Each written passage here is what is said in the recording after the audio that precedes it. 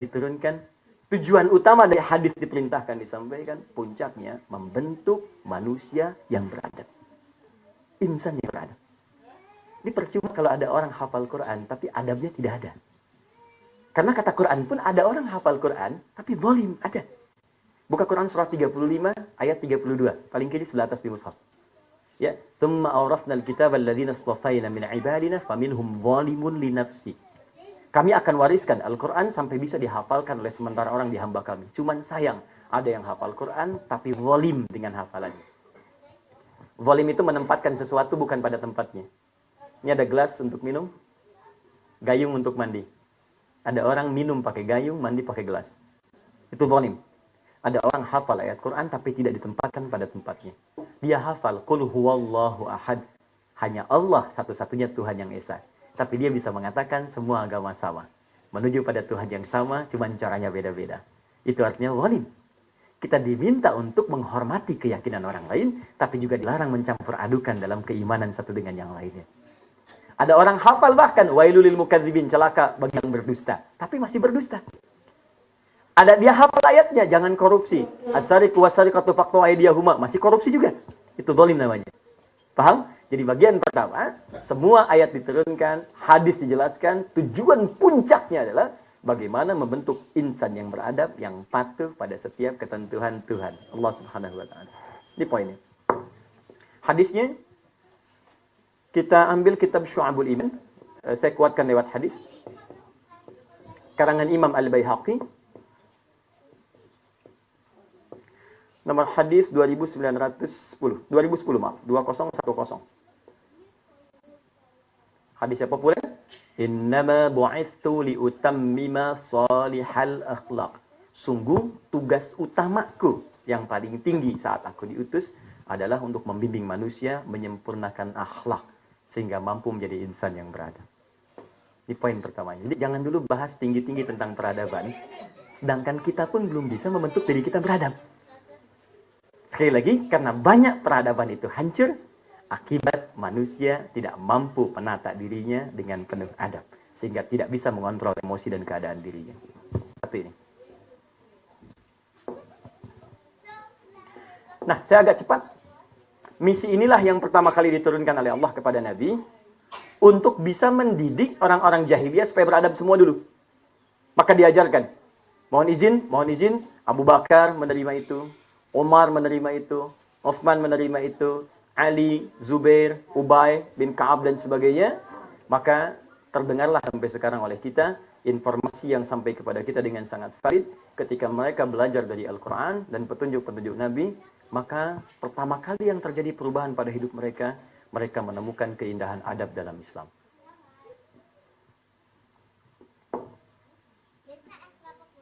Tahap yang pertama, pembentukan karakter Islami. Pelan-pelan. Baru setelah itu turun ayat-ayat ilmu. Turun Quran surah ke-9 ayat 122. Izin untuk mencapai peradaban setelah adabnya itu tuntas, maka mustahil membentuk peradaban tanpa adanya pengetahuan. Gak mungkin ada peradaban kalau nggak ada orang pintar. Mustahil bisa menjadi modern kalau tidak ada riset. Tidak ada dorongan kepada pendalaman pengetahuan. Maka turunlah kemudian ayat-ayat ilmu. Satu-satu. Setelah ini turun kemudian ayat ilmu. Quran surah ke-9 ayat 122. Saya ambil ini dulu.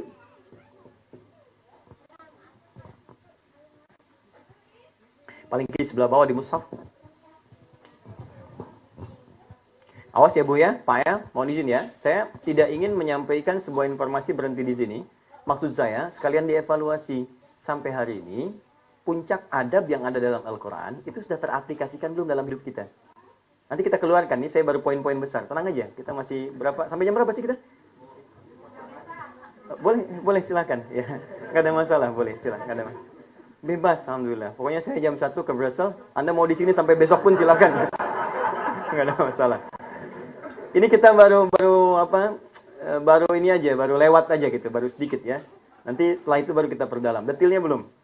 Kali ini cek dulu nih. Membentuk insan beradab. Hari ini sudah beradab atau belum? Apa ukuran adab dalam Al-Quran? Ya kan? Mata ukurannya apa, telinga apa, lisan apa, sampai ke kaki. Setelah itu kita cek, sesuai nggak hidup kita dengan Quran. Jangan-jangan ngaku muslim, tapi nilai keislamannya nggak ada gitu. Itu maksudnya. Jangan-jangan tertulis di KTP-nya Islam, tapi aktualisasi keislamannya nggak muncul. Itu maksudnya. Nah, setelah ini, masuk ke ilmu. Ya, nanti bagaimana cara menuntut ilmu? Ya, teman-teman barangkali ada yang belajar di sini, kita share nilai Al-Quran. Saya pernah mempraktekkan dan mengikuti dan hasilnya sangat luar biasa. Nanti ada tuntunan bagaimana mempercepat pelajaran, bagaimana supaya cepat paham, bagaimana menghafal sampai sulit lupa dan seterusnya. Nanti turunannya ada di sini. Turun Quran surah 9 ayat 122. Dirinci amalannya di Quran surah ke-58 ayat 11. Dikuatkan sebelumnya dengan wahyu pertama turun Quran surah 96 ayat 1. Diberikan amalan untuk menguatkan pengetahuan. Ya, jadi nanti dari 4 tipe manusia akan ada tipe yang kelima. Kalau ini dipelajari dengan benar. Dari segi ingatan. Ya, jadi yang pertama itu ada yang mohon maaf sekali, ada yang cepat ingat, lambat lupa. Ya.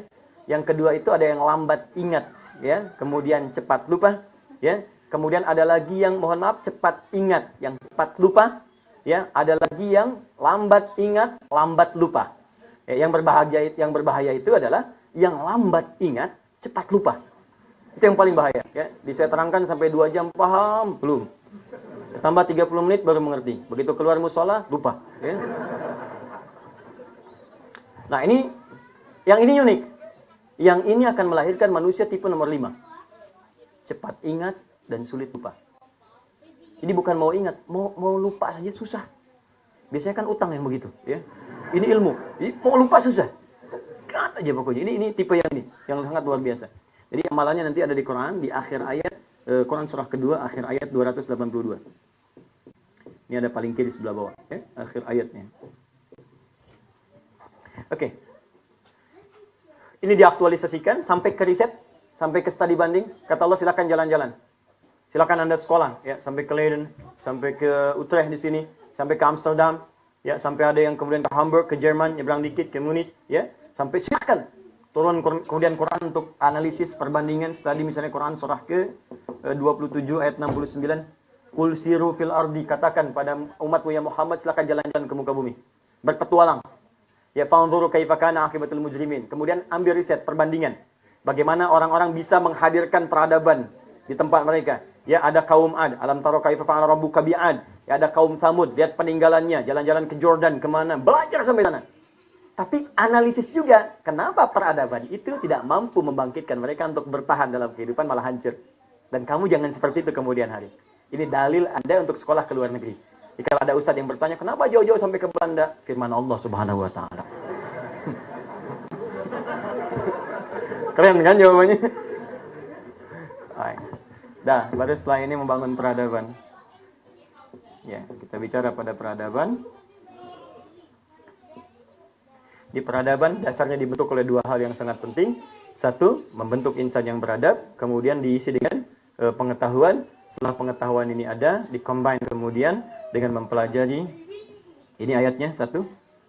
Kemudian risalah-risalah di masa lalu, makanya turun ayat-ayat tentang umat-umat sebelum Nabi SAW. Dari zaman Nuh sampai Nabi Muhammad SAW, Quran surah ke-4 ayat 163. Turunkan kisah Nabi Ayub untuk dipelajari, Quran surah ke-21 ayat 83 sampai 84. Turunkan Quran surah Nabi Yunus misalnya, tentang Nabi Yunus, Quran surah ke-21 ayat ke-87 sampai 88. Dan seterusnya nanti saya turunkan. Ini riset. Dia Allah membandingkan pada Nabi Muhammad SAW. Muhammad SAW dulu Ayub begini, dulu Sulaiman begini, dulu Yakub begini, dulu Yusuf begini. Dikumpulkan semuanya sehingga semua miniatur nilai di masa lalu disempurnakan kemudian pada pengajaran Nabi Muhammad SAW. Karena itu saking komplit yang di pelajaran Nabi, Nabi menurunkan semua petunjuk ini pada para sahabat lewat satu keterangan yang sangat singkat. Turun Quran surah ke-33 ayat 21. Kemudian dijawab dengan Quran surah ketiga ayat 31.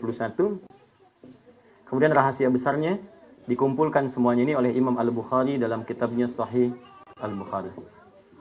Nanti saya terangkan.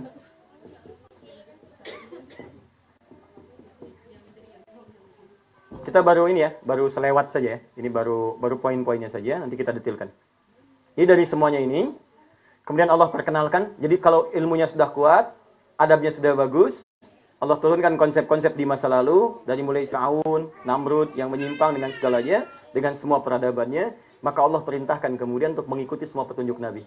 Laqad kana lakum fi Rasulillahi uswatun hasanah. Kata Allah, semua petunjuk nabi-nabi sebelumnya telah saya kumpulkan pada Nabi Muhammad, maka ikutilah semua petunjuk Muhammad sallallahu alaihi wasallam, maka engkau akan dapatkan uswah hasanah. Semua keteladanan terbaik untuk membentuk kehidupan yang lebih baik. Maka oleh orang-orang pada saat itu diikuti petunjuk Nabi, jadi dahsyatnya, mohon maaf ya Bu ya, Pak, ada petunjuk di bidang misalnya pemerintahan, ada petunjuk di pengetahuan, ada petunjuk di kedokteran dan kesehatan, ada petunjuk di bidang militer, ada petunjuk macam-macam. Sehingga sahabat Nabi yang 12.000 itu, semua aktivitasnya yang mereka tempuh itu sukses seluruhnya. Dan 12.000 itu asalnya cuma 40 orang. 40 orang belajarnya di posisi ini yang tadi Bukit Sofa, ini Babu Salam, pintu keluar, di sebelah sini Bukit Sofa, ini ada rumahnya Arqam bin Abi Arqam. Anak muda usia 17 tahun, masuk Islam yang ke-17, mewakafkan, saya lagi, mewakafkan rumahnya yang sangat sederhana untuk taklim Nabi dan sahabat-sahabat awalnya, yang berjumlah 40 orang. Cuma di rumah ini, nggak ada karpet seperti musola, SBG ini, nggak ada kipas anginnya, nggak ada heaternya, ya, temboknya nggak kuat seperti ini, ada beton macam-macamnya, ya, Masya Allah, hanya tempat yang sangat sederhana. Mohon maaf, kalau musim dingin terasa dingin, musim panas terasa panas, tapi dahsyatnya 40 orang ini, nanti saya berikan rahasianya, kemanapun mereka berpijak berpetualang di bumi, tidak pernah mereka hadir di situ, kecuali satu, mampu menjadikan semua penduduknya muslim, dan menjadikan tempat yang dilewati semua punya kemajuan dan peradaban. Amr bin As ekspedisi ke Afrika Utara, Mesir, Libya, Tunisia, Maroko, Aljazair, sampai kemudian nyebrang sampai ke Syam, ke Syria. Sekarang perhatikan, dari Mesir muslim, Libya muslim, sekarang Tunisia muslim, Aljazair muslim, Maroko muslim, nyebrang sedikit ke Sisilia muslim, sampai ke Syam semua muslim, Palestina, Lebanon muslim. Silahkan cek, ya, sampai Syria muslim, Jordan muslim, semua muslim. Ya, Sa'ad bin Abi Waqqas ikut kemudian ekspedisi, maaf, sampai ke Ethiopia, Habsyah pada saat itu. Ya, kemudian Raja Najasyi mengirimkan utusan mau ke Cina, mampir di Barus, 414 km dari kota Medan. Datang orang Islam juga di situ, cuman satu orang. Hasilnya apa? Nusantara muslim semua.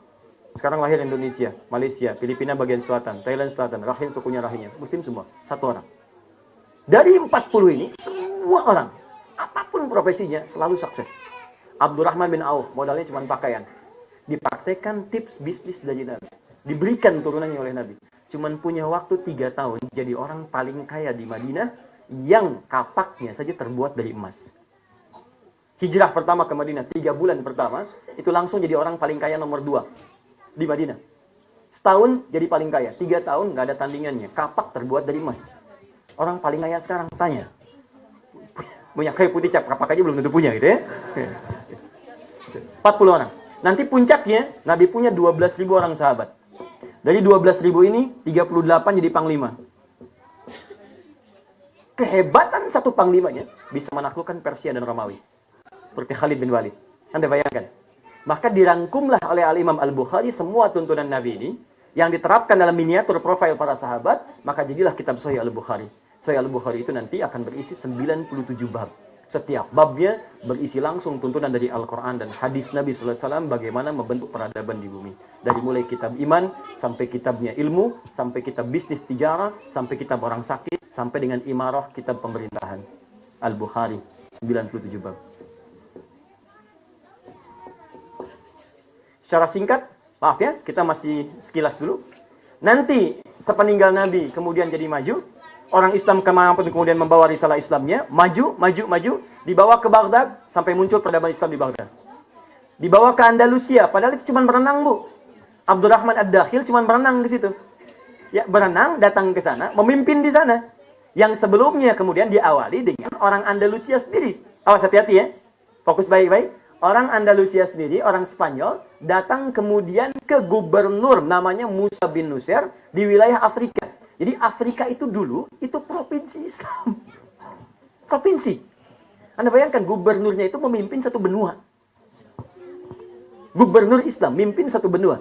Namanya Musa bin Nusair. Musa bin Nusair punya panglima hebat, namanya Tariq bin Ziyad.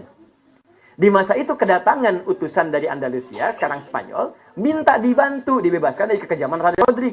Dia datang bawa proposal, tolong bantu kami. Banyak rakyat disiksa, banyak rakyat yang kemudian ditindas dan sebagainya. Maka disurvei ke sana, dikirim intelijen. Oh ya, patut dibantu ini. Gak pernah ada sejarah dalam tertulis kemudian di muka bumi, orang Islam datang mengekspansi, itu gak ada.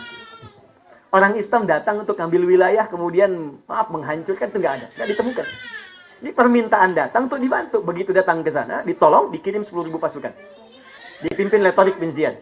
Sampai di sebuah selat, dibakar semua kapalnya. Tariq berpidato dengan berkobar-kobarnya. Beliau katakan, di depan kalian adalah kematian. Amamakum syahid. Wa wara'akum maut. Di depan kalian ada syahid, di belakang kematian. Kalau ingin syahid, silahkan kita berjuang bantu saudara kita ini. Kalau ingin meninggal pun silahkan kembali ke tempat kalian, berenang lewati lautan ini. Pilih mana? Kalian meninggal sambil berenang atau meninggal mulia di hadapan Allah?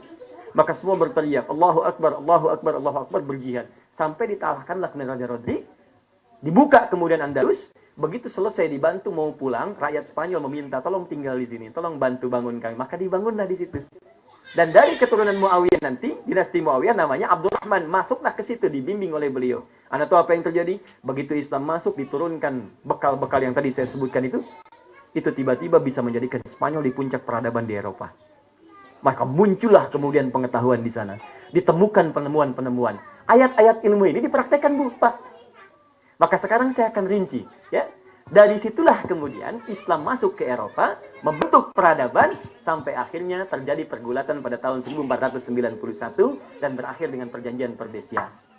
Dan dibawalah kemudian khazanah Islam ke Eropa, diterapkan sampai kemudian ke Belanda. Belanda bahkan datang ke Nusantara tahun 1511, nyasar dulu sampai ke Goa, sampai kembali menggunakan navigator muslim namanya Ahmad bin Majid, sampai menemukan Maluku, sampai kemudian datang sampai ke Sunda Kelapa, sampai 22 Juni terjadi kemudian peperangan hebat, sampai kemudian pulang kembali dan mendapatkan nilai-nilai keindahan yang dibangun oleh orang Islam di sana. Itu baru pengantar mukaddimahnya. Sekarang kita masuk pada isinya.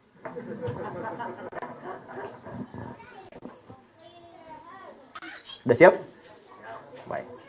Kita baru mulai ini. Tadi pengantar, tadi mukadimah. Saya serius. Oke, bismillah.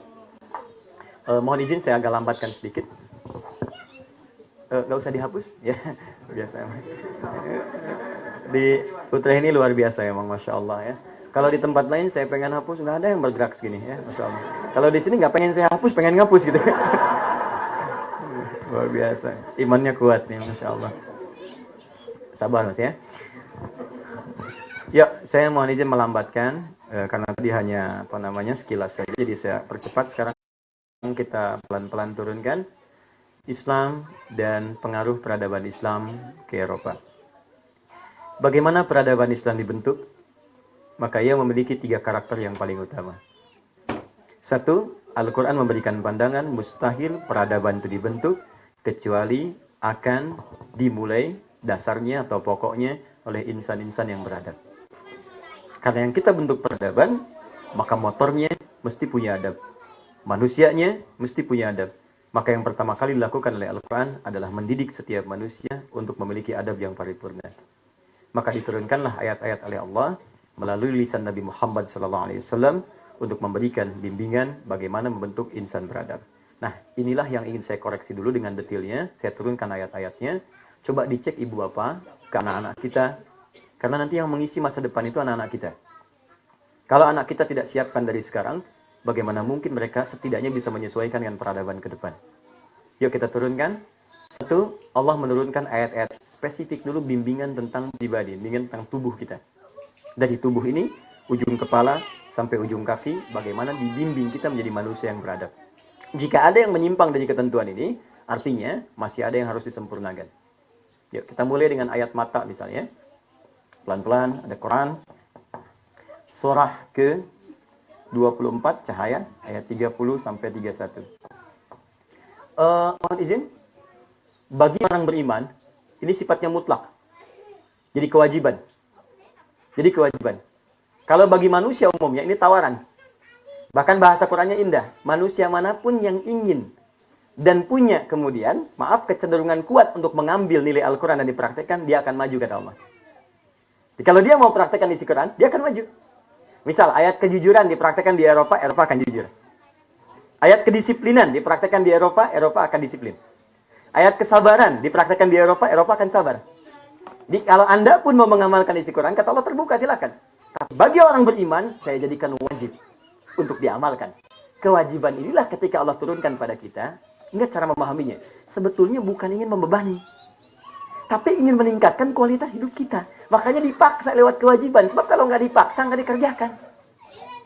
Jadi kalau muncul kewajiban dalam fikih, cara memahaminya jangan jadikan beban. Tapi cara berpikirnya, ambil hikmahnya. Karena itu kita belajar hikmah. Kenapa diwajibkan ini? Supaya kita maju. Kenapa diwajibkan? Supaya punya peradaban. Kenapa diwajibkan? Supaya sukses. Sebab kalau nggak dipaksa, nggak kita dapatkan yang kita harapkan itu. Makanya ketika kita diminta oleh Allah ibadah itu seringkali oleh Allah dimotivasi dengan kesuksesan. Contoh ya. Sukses, maju, bahagia, bahasa Arabnya disebut falah namanya. Falah.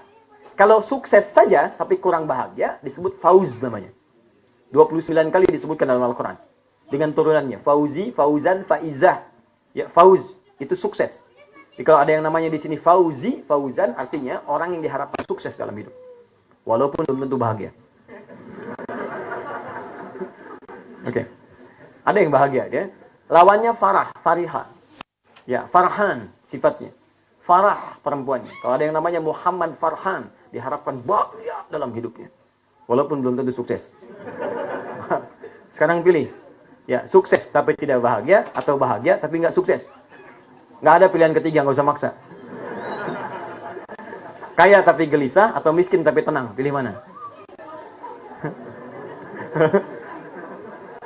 Nah, sebelum kita milih, kepanjangan. Kalau Fauzi, Farhan, kepanjangan.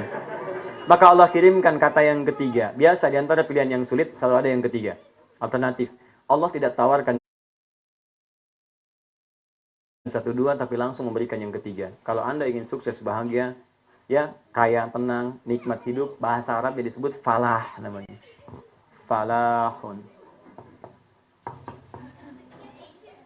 Kalau itu kita genggam, maaf, di kantor sukses, di rumah tangga bahagia, di kampus sukses, falah namanya. Kalau itu kita genggam begini dan tidak ingin dilepaskan, maka tambahkan dalam ilmu shoraf, tambahkan hamzah di depannya. A begini. Harakat ini pindah ke sini. A. Ini jadi mati. Karena sudah ada hamzah, ini hilang. Aflah. Buka Quran surah ke-23 ayat 1. Qad aflahal mu'minun. Kata Allah, orang beriman itu pasti menggenggam kesuksesan dan kebahagiaan dalam dirinya. Cek kamus bahasa Inggris. Aflah itu, falah itu success and happiness. Nggak sukses saja, tidak happiness saja. Dikata Allah, orang beriman itu pasti menggenggam. Jadi kalau kita beriman sekarang, dan belum sukses dalam hidup, artinya ada sesuatu yang belum sempurna. Ya, belum bahagia, ada sesuatu yang belum kita pelajari. Karena itulah kemudian, di antara cara untuk mendapatkan kesuksesan dan kebahagiaan ini, tadi caranya ada falah. Falah ini kadang-kadang disandingkan oleh Allah dengan ibadah. Contoh, ibadah yang sifatnya wajib yang kita kerjakan setiap hari, apa namanya? Salat. Baik, dari mana taunya salat? Tahu waktu salat dari mana? Tandanya, azan. Oke, yuk kita cek dalam azan. Allahu Akbar, Allahu Akbar. Setelah dipanggil, hayya 'alas shalah, ayo salat. Yuk, ayo salat, ayo salat. Apakah kalimat berhenti sampai di sini? Apa setelah kalimat setelah hayya 'alas shalah? Tuh. Oh, nggak pakai oh. Cek. Hayya 'alas shalah, ayo salat. Anda bertanya, kenapa sih Allah kami mesti salat? Kata Allah, kewajiban salat saya perintahkan bukan untuk memberikan beban, tapi menjawab harapanmu yang ingin bahagia itu. Menjawab keinginanmu yang ingin tenang. Makanya dalam bagian episode salat itu, kan ada bagian-bagian yang tertentu yang membuat diri kita tenang. Bapak Ibu kalau mau cek silakan Bu. Tidak ada ibadah yang paling tinggi memberikan ketenangan dalam hidup kecuali saat salat. Bahkan dijamin dalam Quran surah kedua ayat 125, tempat salatnya saja udah bikin tenang. Kepercayaan silakan. Anda masuk masjid, masuk musola, dengan masuk rumah sendiri atau apartemen kita pribadi, auranya beda. Begitu masuk masjid, Allah, musola, tenang gitu. Salat 2 rakaat, duduk dekat tembok, diiringi kipas angin. Saking tenangnya ngantuk tidur. Silahkan cek. Ya, bukankah sebagian banyak masalah dalam kehidupan bahkan diselesaikan di atas sajadah saat sujud. Tapi banyak masalah kecil tuh nggak pernah tuntas kalau diselesaikan dengan argumentasi saja. Satu protes, satu begini. Tapi banyak yang besar-besar tuh selesai saat sujud. Sujud, selesai. Sholat. Ya. Hidup itu kan kompleks kan. Masalah ke pengajian, keundangan saja bisa berdebat. Papa, mama mau besok ke undangan nih, ke pengajian. Bagus mana ya bajunya? Hijau atau biru? Kata papanya biru deh, mah. Ah, kayaknya hijau deh. Ya. Tuh. Nanya tapi sudah punya jawaban. Alhamdulillah kalau dipakai. Begitu keluar, kuning. Tuh, falah ya. Saya mau mulai dari sini. Falah. Jadi mohon izin. Kalau kita ada tuntutan dalam Quran, wajib kerjakan ini. Wajib puasa, wajib sholat. Sesungguhnya, bagi Allah itu kalaupun nggak kita kerjakan, tidak akan menurunkan satu Allah sebagai Tuhan. Allah nggak rugi. Cuman kita yang rugi. Saya tidak bebankan kewajiban ini untuk memberikan Anda beban, kata Allah. Tapi untuk mengabulkan harapan yang sering kau mohonkan kepadaku. Ya Allah, sukseskan aku, baik ini caranya. Ya Allah, bahagiakan aku, baik ini jalannya. Maka diturunkan semua jenis ini. Dan di antara jalan itu, kata Allah, jadilah engkau orang beriman yang beradab, maka aku akan jamin kebahagiaan dalam hidupmu. Turunkan sini, Quran surah 24 ayat 30-31. Untuk orang beriman ya, sifatnya wajib nih. Orang beriman, sifatnya wajib. Jadi kalau ada orang beriman melanggar ketentuan ini menunjukkan ada masalah dalam imannya. Masuk ke lisan Quran surah ke-49 ayat 11-12. Ya, sampai ke ujung kaki saja, saya percepat. Quran surah ke-25 misalnya. Teman-teman sekalian, saya turunkan ayat 69 atau puncaknya Quran surah ke-31 ayat 19. Ini saya percepat saja. Izin ya, untuk membentuk peradaban perlu insan beradab. Saya cek satu aja dari antara ini, dari ujung kaki, dari ujung kepala sampai ujung kaki. Saya cek satu saja dulu, mata. Yuk, kita cek. Kita manusia beradab sesuai ukuran Al-Quran atau belum? Kalau belum, berarti imannya bermasalah. Baik, kata Allah, Qul lil mu'minina, katakan pada pria-pria beriman, yaghuddu min absarihim. Mata orang beriman itu pasti hanya akan melihat yang baik-baik saja. Di ukuran baik menurut Allah, dilihat. Yang tak baik, ghaddul basar, palingkan. Maaf, ghaddul basar itu bukan nggak boleh lihat. Jangan salah tafsir. Ghaddul basar itu silahkan lihat, tapi ketika yang dilihat itu bertentangan dengan moral, bertentangan dengan ketentuan Allah, palingkan pandangan itu. Awas, karena ada yang salah tafsir. Saya di Jogja tahun 2001. Itu ada seorang perempuan naik sepeda pinggir jalan raya. Ya, dia menerapkan keliru ayat Ghaddul basar, dikira nggak boleh lihat. Maka saat naik sepeda itu pandangannya ke bawah aja begini. Saya gak khawatir saat itu. Ya. Baik, ada di salah satu kampus di Indonesia menerapkan Ghaddul basar, sedang kajian. Dia yang laki-laki yang ngadep ke barat, yang perempuan ngadep ke timur. Nggak ketemu tuh, yang ustadz yang ngadep ke selatan begini. Silahkan lihat, tapi saat yang dilihat itu bermasalah, maka palingkan. Ya, baik. Sekarang cek, medianya banyak sekarang. Mohon izin ya, maaf, Anda melihat handphone berapa kali dalam sehari online-nya? Berapa kali di situ muncul gambar-gambar yang tidak pantas, video-video yang tidak boleh dilihat. Katanya ingin membangun peradaban, tapi mengurus mata saja nggak sanggup. Katanya ingin membangun peradaban, tapi merawat mata saja pandangan, itu tak mampu. Bagaimana kita bisa membuat peradaban? Kalau mengatur diri saja nggak sanggup, bagaimana bisa mengatur lingkungan? Itu baru mata. Berapa kali lewat di depan terlihat misalnya videotron yang gambar-gambar yang tidak elok dipandang. Hal-hal yang lewat yang tidak harus dilihat. Makanya Allah meminta perempuan, laki-laki menutup aurat, bagian dari adab. Bagian dari peradaban. Anda lihat orang Eropa dahulu. Ya, mana menurut mereka pakaian yang menunjukkan peradaban yang paling tinggi? Tidak ada, kecuali pakaian orang Islam. Makanya ratu-ratu dulu, saya kan cek gambar-gambar dahulu. Saya sudah cek ratu Polandia, ratu Inggris, itu pakai kerudung. Kejilbab. Ya. Laki-lakinya ada yang pakai jubah. Bukan karena jubahnya, bukan. Ya, bukan karena jilbabnya. Tapi saya ingin menunjukkan bahwa ketika ayat diturunkan, dipraktikkan, dan nilainya dipraktikkan, muncul sebuah contoh yang bahkan diikuti oleh orang yang belum beriman. Jadi tren. Ini poinnya. Makanya kalau kita ingin cek sejauh mana iman kita hadir dalam jiwa kita, cek saat memandang. Jangan bicara peradaban dulu. Begitu ada gambar yang tak elok di handphone, muncul, palingkan. Ganti, tutup. Ini menunjukkan iman masih kuat. Kalau yang lebih kuat lagi, nanti ini baru latihan kecil, Bu, Pak. Latihan besarnya nanti naik lagi. Keluar dari masjid, yang dilihat sendal bagus. ini nanti naik level. Hati-hati loh.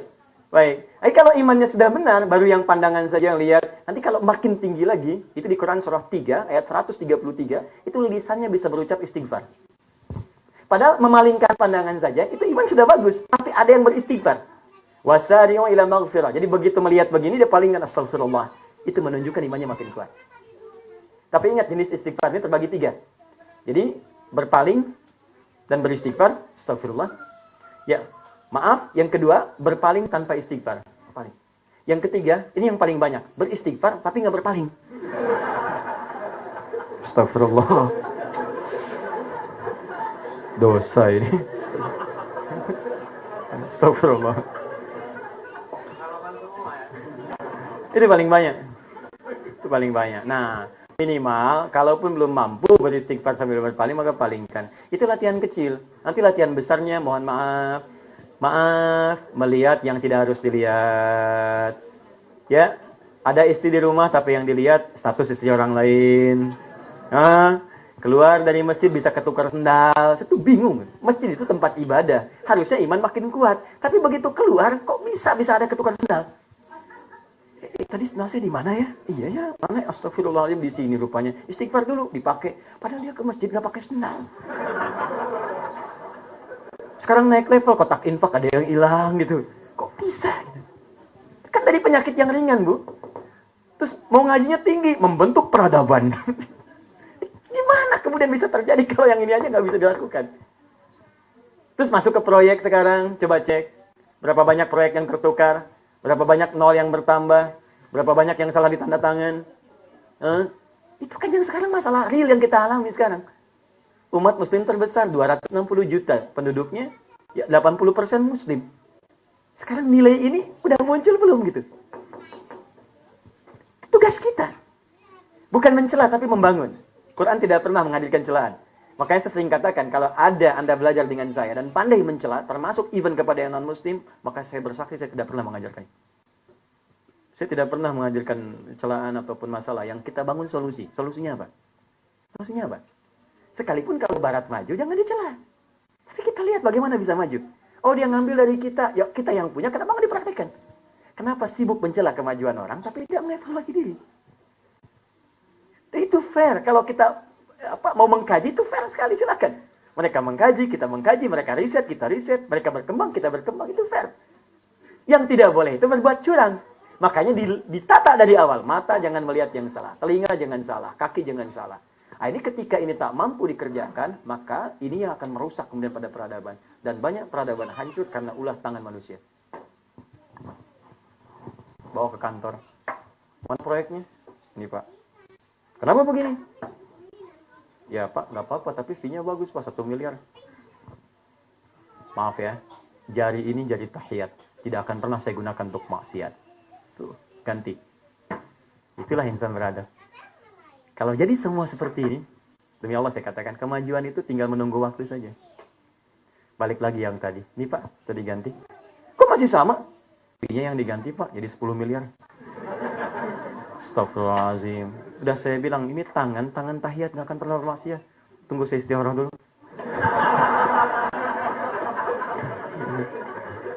Gak ada maksiat istighfar. Paham ya? Nah, jadi saya mau bawa ini dulu Bapak Ibu sekalian sampai ke ujung kaki. Dan ini indahnya Bu, ini waktunya sangat terbatas sekali. Kalau diturunkan lebih dalam lagi lebih indah. Misal, ini dibentuk dari anak sejak dini, bahkan dalam kandungan Bu. Jadi satu-satunya kitab suci yang mengajarkan manusia beradab sejak dalam kandungan cuma Al-Quran. Sejak dalam kandungan. Ya, bisa, saya bacakan cepat ya. Bacakan cepat sekali ayatnya. Ada perempuan tengah mengandung misalnya, seorang ibu. Bagaimana dijelaskan oleh Allah kalau anaknya ingin baik, keluar dalam keadaan yang saleh. Itu doanya di Quran surah ke-7 ayat 189. Kemudian setelah terlahir, bagaimana Allah mensupport. Nih, berikan ini dulu secara maksimal, ASI. Maksimal berikan ASI, bahkan ayahnya diminta oleh Allah. Hei ayah, jangan berikan hal-hal kepada ibu yang mengganggu secara psikologinya, sehingga kualitas ASInya jadi berubah. Kualitas ASInya menjadi tidak maksimal. Maka turun Quran surah ke-2 ayat 233. Sampai 2 tahun kata Al-Quran kalau ingin maksimal. Setelah 2 tahun itu berikan pendidikan dini. Ada 4. Kalau 4 ini kamu ajarkan, maka anak ini akan terbentuk jadi anak yang luar biasa. Akan taat kepada Allah, patuh pada orang tua, baik dengan lingkungan, sampai dia akan mudah untuk dididik. Quran surah ke-31, dari ayat yang ke-13 sampai ayat 19. Sampai naik lagi, Bu. Pak, dia naik. Kemudian dia punya adik. Ada 2, ada 3, ada 4, dan sebagainya. Kata Allah, ini berpotensi akan ada perselisihan antara saudara satu dengan yang lainnya. Boleh kecemburuan. Kalau nggak dimanage dengan baik, muncul kemudian iri hati. Iri hati nggak dimanage dengan baik, muncul dendam. Dendam nggak dimanage dengan baik, muncul kemudian nanti saling menyingkirkan dengan yang lainnya. Turun Quran surah Yusuf, surah 12 itu. Dari ayat 3 sampai dengan ayat 29-nya. Sampai dia merantau, pergi belajar misalnya. Ya, kata Allah ketika merantau, nih, Anda mungkin akan bertemu dengan kelompok yang berbeda, etnis yang berbeda, suku yang berbeda. Maka pelihara ini, kalau engkau bawa nilai-nilai ini, engkau akan tinggal mulia dimanapun engkau merantau, di tempat manapun. Turun Quran surah ke-49 ayat ke-13. Sampai turun lagi, sampai ke cara belajarnya. Quran surah 9 ayat 122. Sampai cari tempat ilmunya, tempat belajarnya. Quran surah ke-58 ayat 11. Sampai cara belajarnya, Quran surah 96 ayat pertama. Sampai kalau ingin cepat, ya tidak mudah lupa. Nanti ada amalannya Quran surah kedua, akhir ayat 282. Sampai naik semua, ada semua. Sampai cara suami mencari nafkah, diatur, Pak. Ibu yang mengandung, memberikan ASI, suami ditata oleh Allah. Hei, kamu begini cara mencari nafkahnya. Jangan sampai cari yang haram, sehingga nanti kualitas ASI akan berubah menjadi kotor. Turun Quran surah kedua ayat 168. Disupport dengan Quran surah kedua ayat 172. Ya, diturunkan Quran surah ke-7 ayat 96. Ada semuanya. Jelas. Dari sejak dalam kandungan. Sampai lahir, sampai berkembang, sampai mulia. Nah, ini bagian pertama dulu. Ya, kalau ini sudah selesai, baru kemudian masuk ke ilmu. Ilmu sudah selesai, bagaimana cara belajarnya, pindah ke peradaban. Tapi terakhir saya ingin tutup, karena ini sudah masuk zuhur. Belum ya? Ada diskusi nggak? Ada ya? Saya mau berhenti dulu. Saya mau berhenti sampai sini dulu. Ini belum kita bahas. Saya mau lompat ke sini sedikit saja. Jadi, setelah beradab semuanya, orang Islam semua beradab, sudah baik semua, baru kemudian Nabi meminta untuk meningkatkan pelajaran, kualitas pengetahuan. Maka diminta para sahabat belajar dari Romawi. Ada yang belajar, ada yang dari perang Badar itu, cerdas sekali Nabi, kata Nabi, ini yang tawanan-tawanan diminta kompensasi mengajar. Diminta mengajari orang-orang Islam. Ya, ada yang mengambil kemudian pelajaran dari Romawi, ada yang dari Persia, ada bahkan makanan kuda-kuda Persia dibawa kemudian diriset, nanti kelak kemudian itu akan dibawa ke Andalusia, ke Eropa, sekarang dikembangkan di Amerika, diteliti, namanya alfalfa sekarang. Dalam Quran disebut dengan khotbah, itu pakan ternak yang paling hebat, bahkan ketika dimakan oleh kuda, kudanya pun kualitas sangat bagus. Karena itu sekarang kuda paling bagus dari Spanyol, ternak paling bagus kan yang dari Brazil, dari Amerika, ya, dari Australia, itu makan pakannya, itu riset umat Islam terdahulu. Yang paling dahsyat, muncul sepeninggal Nabi, orang-orang hebat yang mempraktekkan konsep pengetahuan yang hanya beberapa ayat di sini. Maka muncullah kemudian Ibnu Firnas yang menganalisis, perhatikan cara bacanya. Cara baca orang dulu pada Al-Quran bukan sekedar dibaca, tapi dilihat apakah ditemukan isyarat pengetahuan atau tidak. Ibnu Firnas membaca Quran surah ke-67, ayat yang ke-19. Begitu baca ayat ini, beliau menemukan prototipe pesawat terbang. Ya, begitu dibaca, apakah kamu tidak mengamat alam apakah engkau tidak mengamati bagaimana burung itu terbang di udara? Ya, mayumsikuhunna illa rahman. Tidak ada yang bisa dia mengepakatukum sayapnya, kepakatup kecuali Allah. Ya, maksudnya apa? Burung pun kalau enggak Allah kemudian tetapkan dia bisa bertahan dengan sayap, dia bisa kepakatup, dia nggak akan bisa terbang. Maka ayat ini kata beliau Ibnu Firnas ini memberi isyarat bahwa kita bisa meniru prototipe burung supaya bisa membuat sesuatu untuk terbang. Maka dibikin kemudian seperti sayap burung. Ya, kanan kiri dipasangkan, dia naik ke atas bukit, dia kepakatupkan, jatuh lagi, perbaiki lagi, sampai jadi sempurna, bagus sayapnya, terbang, dia naik ke atas bukit yang paling tinggi, terbang 10 meter, 15 meter, 20 meter, terbang, jatuh, meninggal. Ya, saat meninggal itu tidak hanya meninggal pada saat itu, tapi juga meninggalkan karya yang kelak akan ditemukan oleh Wright bersaudara dan dikembangkan menjadi prototipe pesawat terbang, disempurnakan oleh Yang B.J. Habibie di kemudian hari. Ya, kimia. Sekarang banyak orang di kimia kemudian mengembangkan. Tahukah Anda dasar kimia siapa? Ternyata bapak kimia pun orang Islam. Namanya Jabir bin Hayyan. Dari mana menemukan teori kimia? Salah satunya beliau meneliti atom. Atom apa yang diteliti? Atom besi. Bagaimana menelitinya? Saat baca surat besi. Surat Al-Hadid, surat ke-57. Saat masuk ayat 25 sampai 26. Begitu melihat ayat itu, wa anzalnal hadid, kami turunkan besi kata Allah dari langit. Dilihat oleh beliau besi. Bahkan saya pernah main ke Bandung, ternyata di antara meteor itu bahan-bahannya ada yang dari besi. Jatuh. Beliau bawa ke labnya, dianalisis, dikeluarkan, sampai ditemukan atomnya. Sampai sekarang, nomor atom besi dan isotopnya terambil dari isyarat Al-Quran. Bukankah nomor atom besi kan Fe ya, ferum kan? Kan? Nomor atomnya 26 kan? Ya kan? Dan setiap atom punya isotop kan? Saya belajar kimia dulu, ya. Isotopnya nomor 55, 56, 57, 58. Bukankah isotop yang paling stabil nomor 57? Surah 57 ayat 25 sampai 26. Namanya Jabir bin Hayyan. Itu yang menganalisis. Sampai muncul Al-Khwarizmi, Al-Battani, Ibnu Kindi, Al-Ghazali, ya, Al-Farabi dan seterusnya. Dari mana mereka kemudian muncul? Dari analisis ayat-ayat Al-Qur'an. Tidak semua ayat menunjukkan pada sebuah karya, tapi banyak ayat memotivasi setiap muslim untuk menemukan penemuan dan melakukan riset.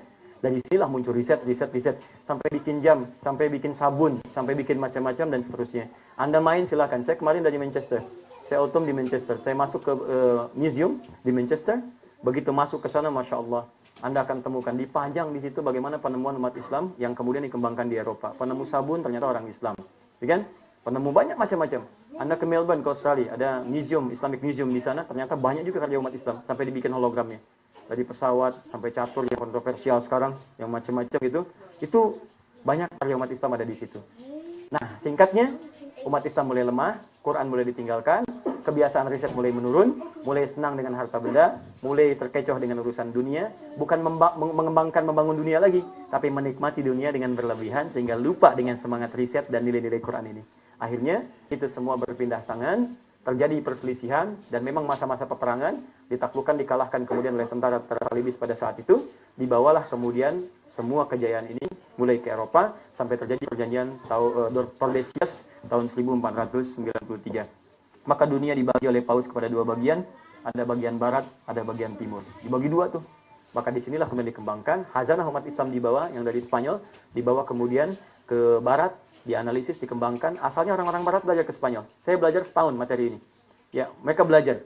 Datang ada yang menerjemahkan, ada yang belajar bahasa Arab, ada yang belajar Quran, ada yang belajar hadis, itu biasa. Sampai kemudian mereka bawa ke daerah masing-masing. Ya, sampai ketika lengah, ketika mulai ditinggalkan, banyak yang loba dengan dunia, bersatu Isabella kemudian dengan Ferdinand, disupport dari beberapa tempat, sampai akhirnya kemudian kalah orang Islam, dibawalah kemudian Khazanah umat Islam ke Eropa, dikembangkan di situ, diriset, diteliti, sampai kemudian mencapai puncak kemajuannya. Jadi jangan salah, Eropa itu yang satu masih gelap, umat Islam sudah punya jam dalam bentuk burung-burungan, bentuk jam pasir, bentuk macam-macam. Anda main ke Kairouan, ke Tunis, saya pernah ke sana. Anda akan temukan suatu hal yang sangat dahsyat.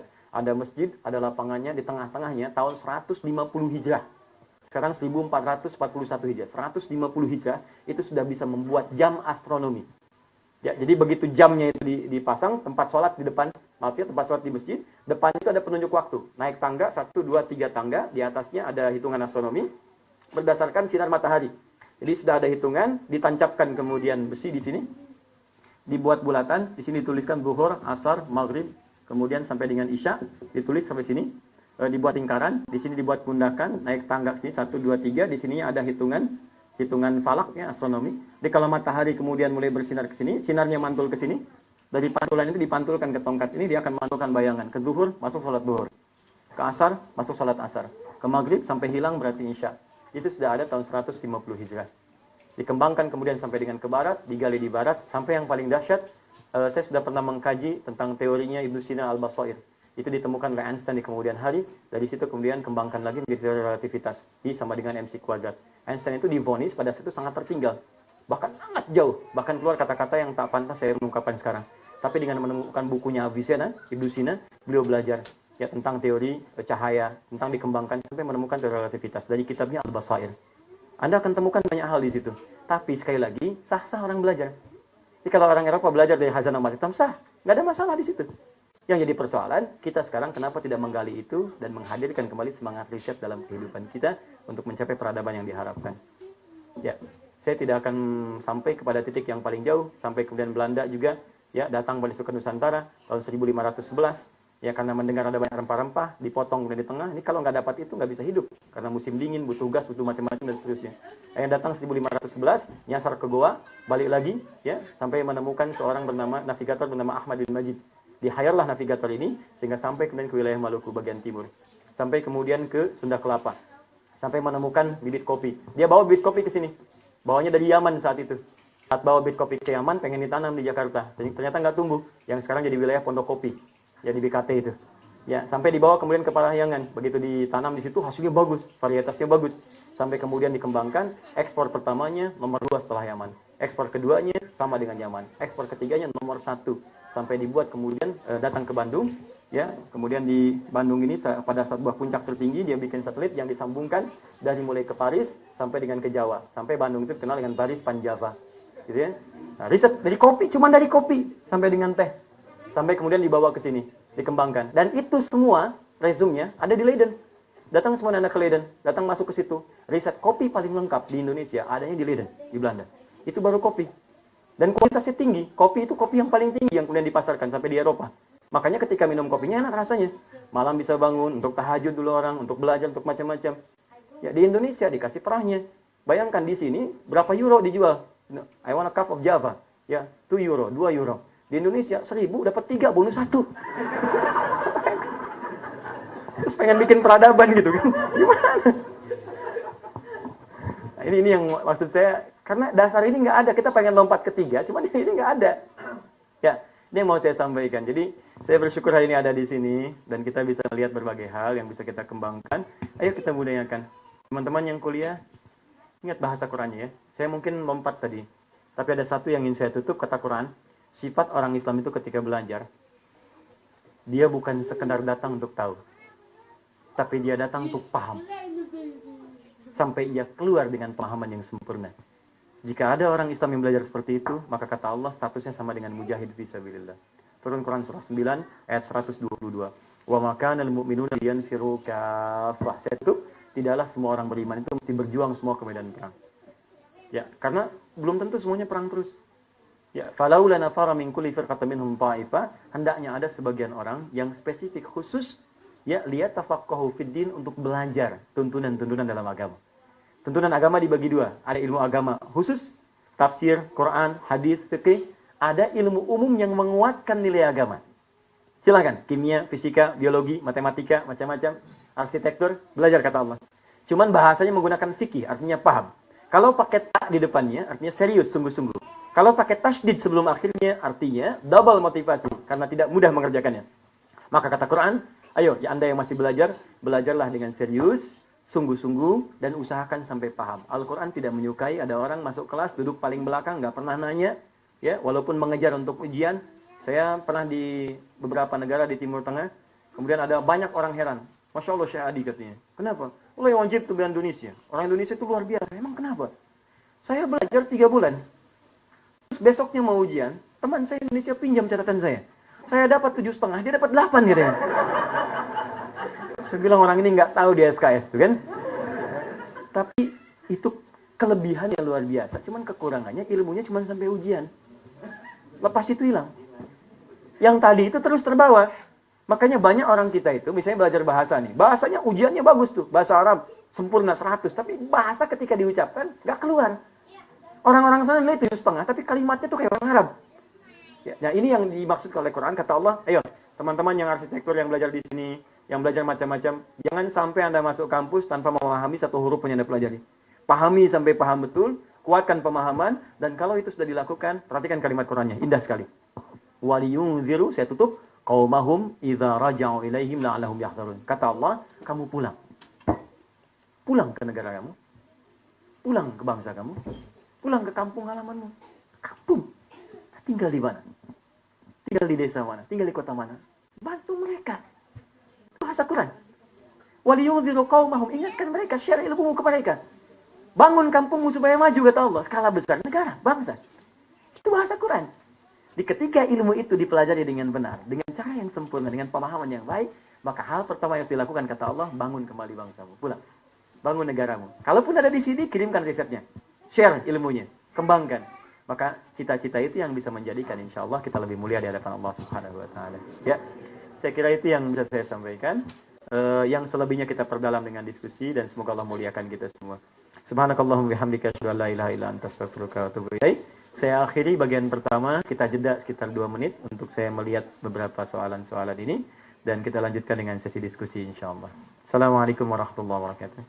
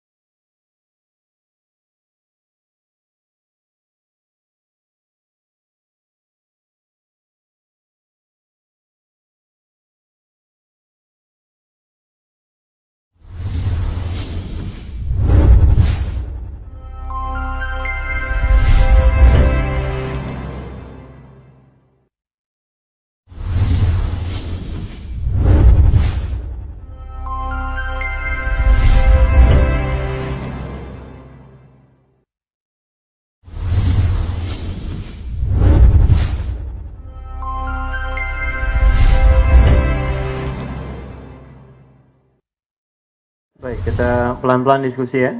Ada berapa lama waktunya untuk diskusi? Oh, 5 menit saja. Saya membuka seluas-luasnya, tapi beliau membatasi 5 menit ya. Jadi kalau ada yang kurang, ini orangnya. Baik. Bismillah, Ustaz. Kenapa kita yang sudah melaksanakan bahkan diwajibkan untuk menjalankan syariat Islam, tapi peradabannya masih belum maju, masih berkembang? Contoh Indonesia atau negara muslim yang lain.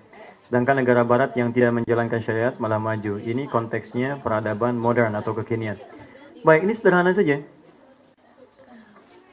Ajaran ini kita tunaikan dengan sepenuhnya atau parsial kita lakukan? Ya kan? Contoh gini, di Islam itu kan ada integrasi ajaran. Syariat itu tidak dibatasi dengan ibadah ritual. Syariat itu 3 bentuknya. Syariat itu asalnya dari kata syara'a, berarti jalan. Jalan, ya, jalan yang sangat luas. Jalan yang luas menuju ridha Tuhan disebut dengan syariah. Bagaimana Allah membuat jalan supaya kita bisa mendapatkan ridha Allah dalam kehidupan? Maka dibuat 3 jalan utama. 1, jalan ibadah. Ya, disebut syariat dalam konteks pelaksanaannya ibadah ritual. Contohnya sholat, zakat, puasa, ya, haji, umrah. Yang kedua, muamalah. Muamalah itu interaksi secara sosial. Makanya ada dalam Islam itu hukum-hukum muamalah. Bagaimana berinteraksi dengan lingkungan, bagaimana berinteraksi dengan manusia, dengan tetangga, dengan hewan, dengan tumbuhan. Bagaimana membentuk interaksi secara lebih luas lagi dalam konteks kenegaraan. Ada fikih membangun negara, ada fikih diplomasi, fikih birokrasi, luas sekali. Yang ketiga, akhlak. Akhlak itu hiasan dalam tampilan 2 hal tadi. Bagaimana beribadah kepada Allah dengan tampilan yang mulia. Ya, jangan sampai ada, misalnya mohon maaf ya, bola pakai pakaian bola, sholat pun pakai pakaian bola juga. Ya, maka di sini oleh Quran, turun Quran surah ke-7 ayat 31.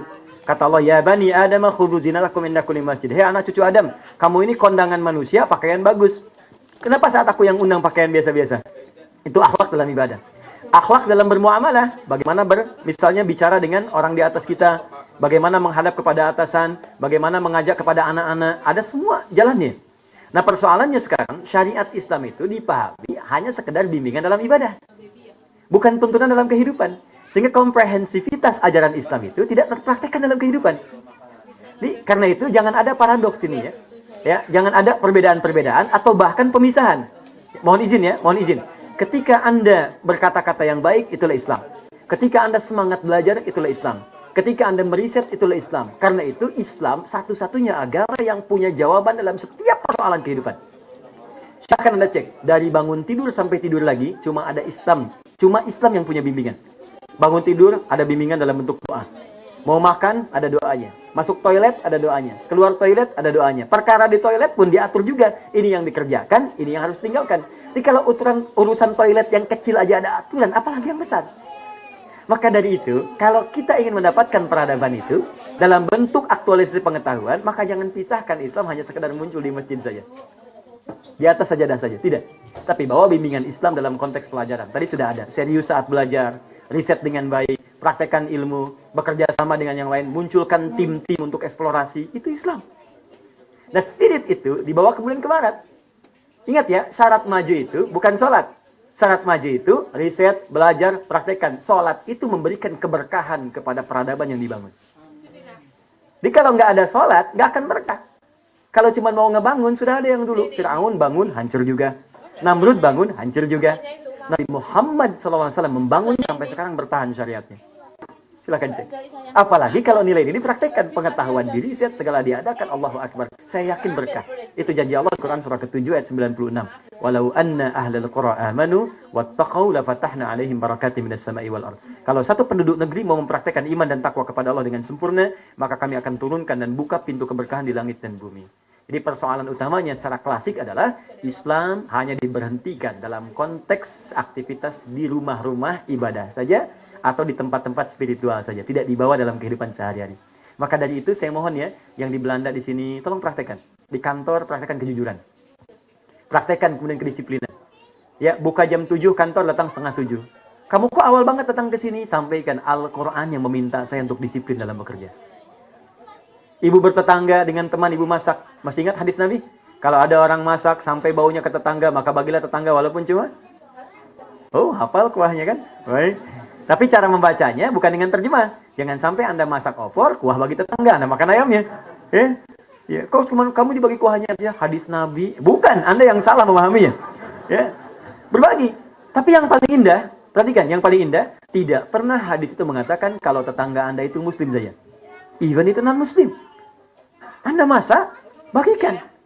Begitu dibagi, tetangga Anda tanya, Anda baik sekali. Jawab, bukan baik, tapi hadis tuntunan Muhammad SAW yang meminta saya untuk berbagi. Keluar di lisan yang bersih itu, maka sampai ke jiwanya. Boleh jadi asbab hidayah. Nggak ada di catatan manapun hukum yang kalau Anda punya pohon, kemudian dia berbuah, buahnya itu terbagi antara rumah Anda dengan tetangga, masuk pekarangan rumah tetangga. Maka kata Nabi, hakun mustarak. Buahnya ini hak bersama dengan tetangga. Jadi ketika Anda punya tetangga, buahnya sampai ke tetangga, ketuk pintunya. Ya, selamat pagi. Ini mohon maaf, ada buah. Saya tahu buah kamu kan? Bukan.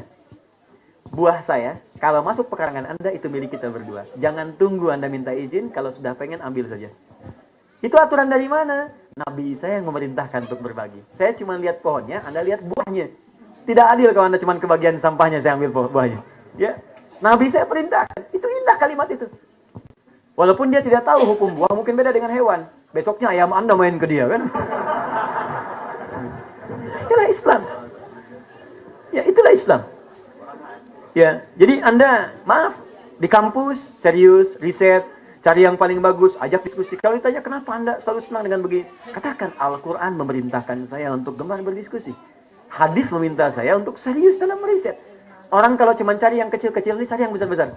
Saya sekarang punya kelas Al-Quran, divisi namanya At-Taisir Learning Center. Dia punya 3 yang paling favorit sekarang. Pertama, menghafal Quran dalam 30 hari, 30 juz. Nah, bukan juz 30 juz. Dia ada yang kemarin, alhamdulillah ada yang hafal 15 hari, 30 juz. Ada yang hafal 18 hari, 22 hari, 24 hari. Ada ibu, 43 tahun, dia hafal 78 hari. Ada nenek, 64 tahun. Kemarin baru sampai 9 juz. Masya Allah. Ya, nenek, usia 64 tahun, ikut karantina. Dan itu sangat menarik. Yang kedua ada kelas riset. Kelas riset itu ada 5 kelas sekarang. Ada kelas dokter, ada kelas pebisnis, ada kelas ibu rumah tangga, kelas ilmuwan, kelas pengajar, kelas belajar. Itu meriset, Bu. Jadi ada kurikulum ayat Quran kita turunkan. Apa kurikulum Quran di kesehatan, di kedokteran kita turunkan. Ayatnya apa, hadisnya apa, kitab klasik masa lalu apa, modul kontemporer apa. Kita kembangkan jadi kurikulum. Tapi serius, saat masuk di absen. Ya, kalau 3 kali absen nggak ikutan lagi. Setiap belajar ada ayatnya, ayat itu mesti dihafal. Masuk pertemuan kedua, dicek hafalannya. Ada cek di luar. Kalau nggak bisa hafal dulu, tunggu di luar. Nggak bisa masuk kelas. Ya, setelah hafal baru masuk. Ada ujian. Poinnya bukan karena hafalannya. Poinnya ketika dia mempraktekkan itu, ayatnya sudah hadir dalam jiwanya. Ya, contoh beginilah. Ada yang dokter mata, saya tanya, apa ciri mata yang sehat?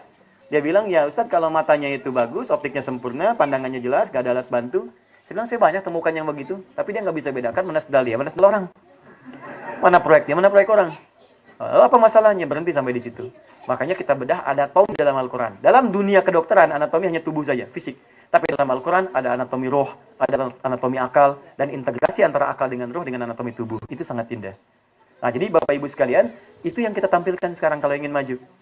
Dan silakan bandingkan dengan di Barat. Barat belajar apa sih keunggulan di Belanda apa? Arsitekturnya, sipilnya. Di London apa, di Inggris apa, di Jerman apa. Pelajari nggak apa-apa, silakan menyebar. Ayatnya tadi sudah ada, saya sudah share ayatnya. Setelah itu, pulang, riset lagi, kembangkan, dan isi dengan keberkahan ibadah. Supaya amal itu menjadi amal yang soleh, bermanfaat untuk kehidupan kita. Bukan nanti hebat bikin senjata, tapi digunakan untuk menghancurkan orang lain. Ya, atau bisa digunakan untuk menebar teror, gitu kan, itu yang paling bahaya. Karena itu banyak orang tidak ingin orang Islam maju. Karena itu berusaha memisahkan antara Islam dengan kehidupan sosial. Dibuatlah Islam cuma di masjid saja. Itu gerakan-gerakan sekularisme, juga termasuk juga pluralisme, juga termasuk di dalamnya ada gerakan orientalisme. Tapi jangan salahkan mereka bikin gerakan, karena itu memang pekerjaannya. Ya, pekerjaan kita adalah bagaimana membentengi diri kita, supaya kita bisa melakukan hal yang lebih baik. Terakhir. Assalamualaikum warahmatullahi wabarakatuh. Ustaz Hidayat, pertanyaan. Ya, baik. Karena kondisi di lingkungan Belanda, bagaimana cara dan doa supaya anak-anak remaja saya menjadi anak-anak yang soleh atau soleha? Baik, jawaban. Menjadi soleh itu tidak terputus harus berada di tempat-tempat yang dipandang Islami saja. Banyak di tempat-tempat Islami yang juga pencurinya banyak. Di Indonesia ada orang Islam yang mencuri. Yang korupsi juga ada orang Islam. Di Saudi ada orang Islam yang dipotong tangan karena mencuri. Ya, maaf, di tempat-tempat banyak di Mesir ada juga pencuri, orang Islam juga. Ya, tapi mohon izin untuk menjadi saleh, batasannya bukan tempat, walaupun lingkungan ada pengaruh. Batasannya adalah bagaimana kekuatan kita bisa mendidik anak dengan baik. Maaf, Nabi tinggal di mana? Jahiliyah kan? Nabi tinggal di lingkungan jahiliyah. Tapi luar biasanya Nabi tidak terkontaminasi dengan lingkungan jahiliyah itu. Kenapa? Karena beliau bisa menciptakan lingkungan sendiri yang lebih baik, yang bahkan lingkungan itu mempengaruhi kemudian lingkungan sekitarnya. Maka cara pertama, ibu buka Quran surah ketiga, Ali Imran, ayat 35 sampai 37. Di ayat itu diajarkan pertama doa. Ya, doa diminta kepada Allah supaya anak yang tumbuh, yang remaja sekarang dididik oleh Allah dengan cara-cara yang baik. Ya, di antara doanya, di situ ada minta perlindungan kepada Allah dari gangguan dari setan. Wa inni u'idzubika wa dzurriyyata minasyaitonir rajim, ayat 36-nya. Ayat 37-nya, kata Al-Qur'an, pertama cari guru yang baik, seperti Maryam dititipkan pada Nabi Zakaria. Bukan cuma pintar, tapi soleh. Ingin anak yang soleh, cari guru yang pintar dan soleh. Kalau yang pintar banyak, yang soleh tidak mudah. Titipkan dia, ya, ajari dia misalnya Al-Quran, menghafal bu ya, bu, pak, mumpung anak-anak masih kecil remaja, titipkan dia ke masjid-masjid yang ada hafalan Qurannya. Demi Allah saya katakan, sudah ada riset sekarang, orang yang hafal Quran dengan benar, kecerdasannya akan meningkat 3 kali lipat dari orang biasa. Sudah ada riset. Dan kekuatan memorinya akan semakin kuat. Itu di London risetnya, karena orang penghafal Quran, dia bisa menghafal 52.000 kosakata. Terlatih dengan kosakata yang banyak, sehingga ketika ada kosakata yang baru, lebih cepat mudah untuk menghafalkannya. Saya punya riset sekarang dengan kawan saya, dia di neuroscientific tentang saraf di otak. Kami sedang meng-MRI itu otak penghafal Quran. Dalam proses. Gimana sih penghafal Quran itu bisa menangkap informasi, terus disimpan, tapi bisa dikeluarkan sepersekian detik. Contoh, teruskan. Qul huwallahu ahad, teruskan. Tuh. Ya, itu kan gak mudah tuh. Menyimpan di sebuah tempat di otak, dikeluarkan lagi sepersekian detik. Tapi kalau ditanya Anda, misalnya, Anda 2 hari lalu, jam 5 sore, ada di mana? Pikir dulu kan.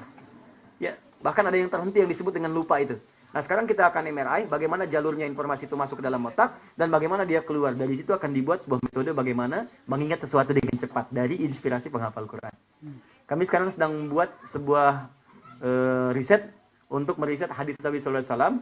Dari riset itu akan melahirkan sebuah kacamata dengan panjang gelombang tertentu yang bisa melihat objek yang belum dilihat sebelumnya. Ya, Nabi setelah pernah memberikan isyarat, ada sebuah makhluk yang saat dia bersuara, dia melihat malaikat.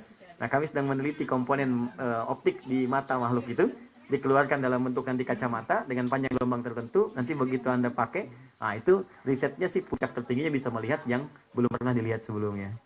Nah, boleh kalau mau jadi volunteer nanti silahkan. Begitu dilihat, pak. Anda siapa? Malaikat maut, ya.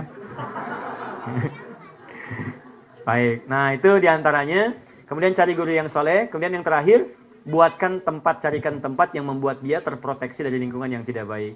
Ya, LGBT, hal-hal yang buruk dan sebagainya. Cari sekolah-sekolah yang baik. Titipkan dia. Dan saya bermohon kepada Allah, teman-teman. Ayo semangat yuk. Mumpung masih ada di sini. Jauh-jauh ke Belanda, kalau hanya untuk mendapatkan hal yang tidak penting, untuk apa? Allah kirimkan ke tempat ini supaya kita bisa jadi lebih baik. Lebih baik, maka cari yang baik-baik. Dan tidak ada yang lebih baik kecuali masjid. Ya, Islamic Centernya. Nabi ke Madinah bikin masjid duluan, ke Kuba bikin masjid supaya jadi center keimanan yang kokoh. Di situ ada TPA-nya, di situ ada risetnya, di situ ada pelajarannya. Alhamdulillah saya support SGB, teman-teman ingin membuat Islamic Center di Utrecht ini. Saya bermohon kepada Allah supaya dimudahkan prosesnya. Kemudian juga saya mengajak kita untuk support sebaik-baiknya. Mungkin ini timbangan amal kita yang paling tinggi saat kembali kepada Allah Subhanahu wa taala.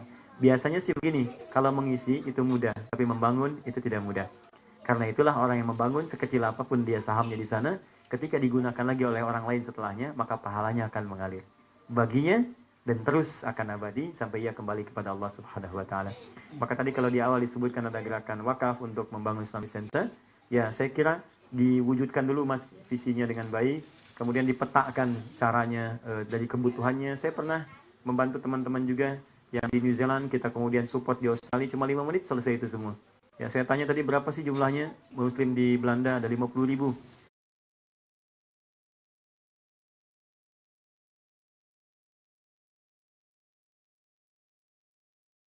Berapa yang dibutuhkan? Tinggal sekitar 6 miliar.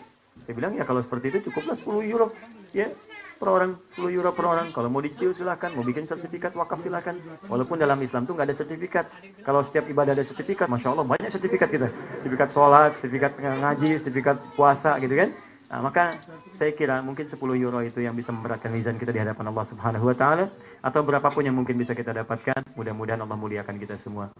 Saya kira itu saya mengakhiri, and I apologize for you guys or the audience. I'm so sorry and apologize because I couldn't deliver my speech in English. Yeah, inshallah, I think there are so many translators here. They can translate to all of you. Inshallah, another occasion I will be there. I will be here, inshallah. And actually, I also what is interesting to learn any languages. To every places that I visited, I try to learn the language. Yeah, so inshallah, the another occasion I'll be here with the Dutch, with the Netherlands, inshallah, language. Saya biasanya kalau kunjungan ke setiap tempat saya pelajari bahasanya. Jadi kunjungan berikutnya saya bisa sampaikan dengan bahasa lokal. Saya ke Jepang, saya belajar bahasa Jepang. Jadi saya ke Jepang lagi, saya sampaikan bahasa Jepang. Saya ke Jerman, saya belajar bahasa Jerman setelah itu. Jadi saya bilang sama orang Jerman, saya nggak akan pernah ke Jerman lagi sebelum saya kuasai dulu bahasanya. Jadi saya balik lagi. Demikian pula ke Belanda, saya akan belajar bahasa Belanda. Jadi mohon maaf kalau saya belum ke sini lagi, berarti bahasa Belanda saya belum lancar itu. Baik teman-teman, terima kasih. Kita berdoa. Oh, ada dulur. Baik, makanya saya tutup dulu. Ya, kita berdoa sebelum kita menaikkan salat. Mudah-mudahan doa kita dikabulkan oleh Allah Subhanahu wa taala. Let's pray to Allah Subhanahu wa taala. May Allah Subhanahu wa taala answer our prayer, and may Allah bless all of us insyaallah. A'udzu billahi minasyaitonir rajim. Bismillahirrahmanirrahim. Alhamdulillahirabbil alamin. Hamdan syakirin, hamdan na'ibin, hamdan yuwafi ni'amahu yukafi mazidan. Ya Rabbana lakal hamdu wa lakal syukru kama yanbaghi li jalali wajhikal karim wa azimi sultanik. Allahumma shalli wa sallim wa barik ala rasulikal karim nabiyyikal nabi sayyidina Muhammadin wa ala alihi wa sahbihi ajma'in. Rabbana inna nas'aluka khaira ma sa'alaka rasulukal mustafa nabiyina Muhammad sallallahu alaihi wasallam. Ya Allah, kami bermohon segala kemuliaan, kebaikan yang pernah dipermohonkan kepadamu oleh Rasulullah Muhammad sallallahu alaihi wasallam. Wa na'udzubika min kulli syarri ma sta'adza bika an rasulukal mustafa nabiyina Muhammad sallallahu alaihi wasallam. Dan kami berlindung kepadamu dari segala keburukan yang pernah diperlindungkan kepadamu oleh Rasulullah Muhammad sallallahu alaihi wasallam. Allahumma la tada' lana fi maqamina hadza ya Allah dzamban illa ghafartah. Ya Allah, jika di tempat ini ada satu pun di antara kami yang penuh dengan lumuran dosa, maka jangan biarkan dia meninggalkan tempat ini kecuali Engkau telah ampuni segala dosa-dosanya. Wala hamman illa farajtah, jika ada yang hadir di tempat ini berada dalam kegelisahan, jangan biarkan dia meninggalkan musala ini kecuali Engkau telah tenangkan keadaan hatinya. Allahumma wala asiran illa yassartah ya Allah, jika ada di antara kami yang tengah dalam kesulitan, baik di rumah tangganya, pekerjaannya, kehidupan keluarganya, maka mohon dengan keikhlasan amalnya ya Allah, angkat, mudahkan dan hilangkan segala kesulitannya.